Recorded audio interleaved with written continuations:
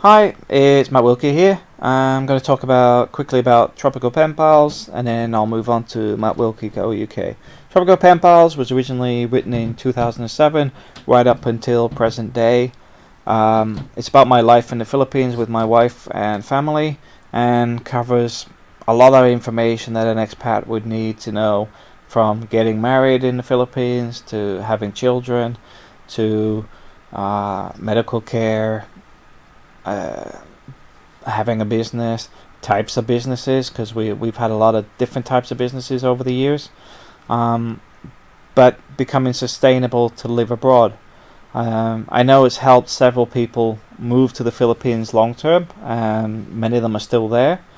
But also, I found that people have had a rethink after reading the blog, because there's many things they didn't think about when they first read it, which is one of the important things with the blog, which is why I wrote it, because when I first come to the Philippines, a lot of that information was not available to me. The next part of this quick talk is Wilkie UK. It's a new site. I've pretty much wiped all the stuff I had previously written, because I decided it was a bit too political, and I'm looking for changing the direction of the way the blog is. I'm now sat in the UK, and I would say don't think this chair is a be end and end all. At the moment, I'm not as mobile as I should be, because I'm waiting for a fleet vehicle. But on the positive side, it's given me time to do a quick video, and I just want to say that if you're interested in motivation and how to, then you're going to find a lot of the information in the new Wilkie UK blog useful. In the same way, if you're doing surveying or interested in surveying, you're going to find information useful. But they're not combined. Like I said, it's about me. So I do surveying as my main source of income, so there's a lot of stuff on surveying. I'm interested in motivation, I'm interested in productivity, I'm interested in learning, so those things I will share. The motivational side, I'm trying to understand how other people do things differently, because I'm well aware that if you think you're 100% with everything, then you really need to take a step back and think, is there something I can improve on? Which, in this case, is to look at other people's way of thinking and see what works for them. Because this is where some people think they've got everything right, and they could actually find they're missing something completely. The most recent one was, today I was reading about budgeting from a Chinese billionaire. His $5 idea is actually something I started doing many years ago, but in a different way.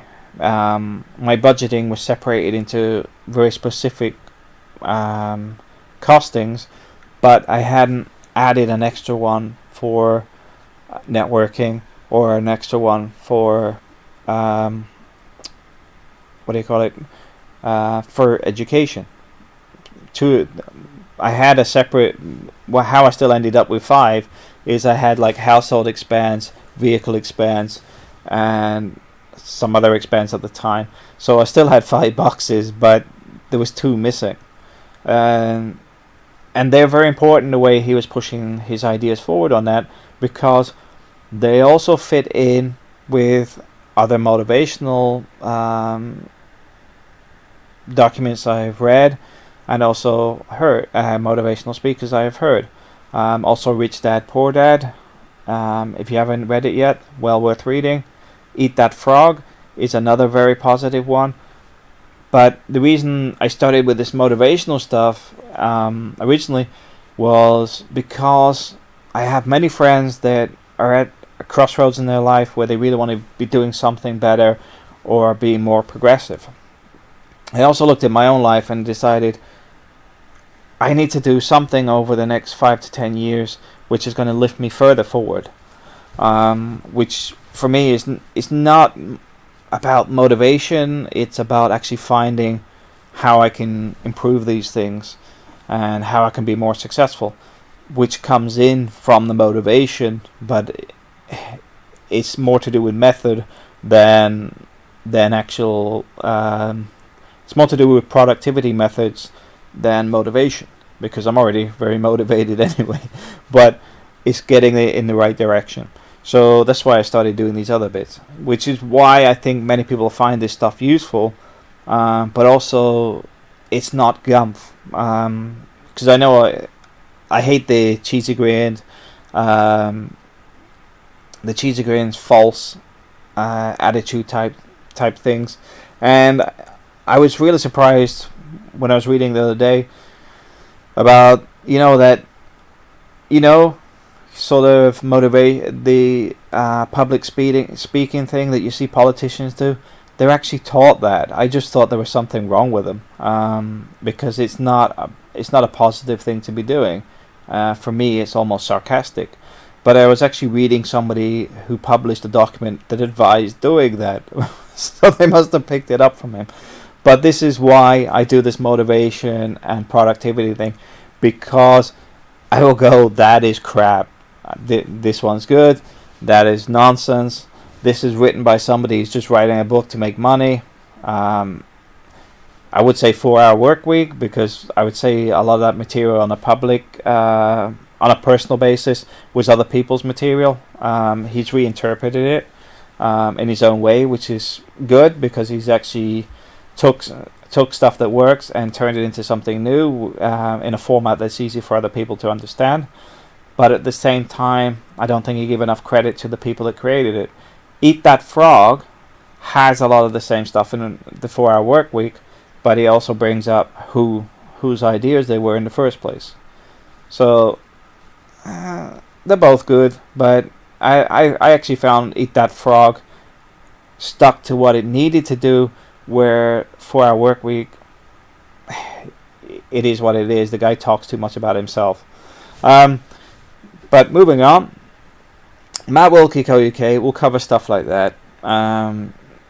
Which books to read, which ones not to read, which audiobooks to get, should you listen to audiobooks, what productivity things I recommend, what courses I recommend, what courses I found useless, what websites I recommend to do, because I'll be honest with you, it's not straightforward. I've been pretty successful over the years.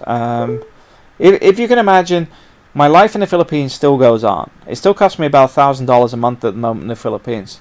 I have not had to send any money from the UK. My income in the Philippines and stuff online still pays for the stuff in the Philippines, even though I'm out of the country. My life now is more progressive with the UK, because although things are developing in the Philippines, my biggest asset is actually myself. Not getting a big swell ahead here, but the fact is, what I do with surveying is something that is very financially viable. On top of that, I believe that I can train other people up within my own circles to actually develop as surveyors as well, or administrative support, because I know in the Philippines I have some very, very good people that can already do data cleansing and analyze data from surveyors. They cannot get surveying work without being able to grab somebody within the network. So that's partly where I fit in on this, but also my income as a surveyor is pretty good, but I can also develop my own skills. For example, at the moment I'm looking at the BIFM, British Institute of Facilities Management, for upgrading some of my qualifications. I'm also looking at RICS, because I'm looking at, which is the Royal Institute of Chartered Surveyors. I'm looking at taking more courses myself, because to progress further I need to train, and the best place to train in facilities management is actually the United Kingdom. it's not me saying that. I've heard it so many times from people from other countries. So this is why one of the major reasons that I'm in the UK, but also over 12 months, we're looking at possibly moving to the UK. This is primarily for family reasons. I want my children to be educated in the UK. I believe my wife's got more opportunity here, but I've discussed that previously. But Matt Wilkie, Co-UK, will cover some of these topics. I'm trying not to get too much into the immigration side because I'm going through the process, just starting at the moment. But the fact is, I don't really want to discuss it while we're looking at doing it ourselves. I may discuss it afterwards with the process and stuff, but currently it's something I'm just trying to keep off the table, because it's not as easy as people would assume, especially in the UK, because what happens is people see Eastern Europeans coming to the UK, which are legally allowed into the UK, and then they think everything should be anti-immigration, but the fact is, because they're EU citizens, does not affect them. Who it does affect is people like me, who have a family outside of the UK, which gets harder and harder to get into the UK. It's unfair that we're penalised, but I would say it's the media junkies. They're ramming down the throats about Romanians, Albanians, or whatever, coming in, taking people's jobs, blah, blah, blah. But I know myself, a lot of those jobs were empty for a long period of time. But I would also say I call them stepping stones. Those jobs were how myself paid myself through college. You take a crap job, do it for a couple of years while you're at college, then you move on to a better job. But most of those have gone now because they're filled with Polish or whoever. But I'm not anti this or anti that, because the fact is, for a company, I think they were subsidizing in many cases. The fact is that many people didn't want a full-time job. That's why the jobs were available in the first place. But like I said, another day, another story. But yeah, you'll find that there's a lot of stuff in Matt Wilkie Co-UK you'll find useful, and some stuff you won't. For example, a recent post on abbreviations for heating, ventilation, and air conditioning. It's a very niche market. But you might find Eat That Frog, I advise to listen to or read, and Rich Dad Poor Dad, extremely useful. Because one of the things I'm noticing with people I know right now is a lot of them are deflated because of the way they're struggling to find work, and it's not a nice situation to be in. But I was there a long time ago. I'm practically an antique, but it was just as hard for me to do it, because when I did it, it was also a recession. I graduated as an electronics engineer and couldn't find a job, partly because IBM laid off 100,000 people worldwide, but also the area I live, which is Worcester, is a farming community with very limited opportunities. I had become a carpenter and joiner. I then progressed into facilities management step by step, because I worked for local councils doing the renovations on buildings, repairs, that sort of thing, and moved into the private sector from the public sector. So I've done a lot of this over the time, so I understand it because I've been there and done that. I didn't come out of university and straight into a good job. I worked from the bottom up. So I understand the frustration, which is why some of this stuff I don't really need to be reading myself, but I really know that some other people could do with it, which is why I actually listen to these audiobooks and things, because some of it is stuff I don't really need to know, but I need to know if it's worth somebody else listening to or reading to, which is why I'll advise it. At the same time, like I said, I have no problem with looking at something and saying, okay, that's a better way of doing that. That's a good idea. that's part of life, is being open to opportunity.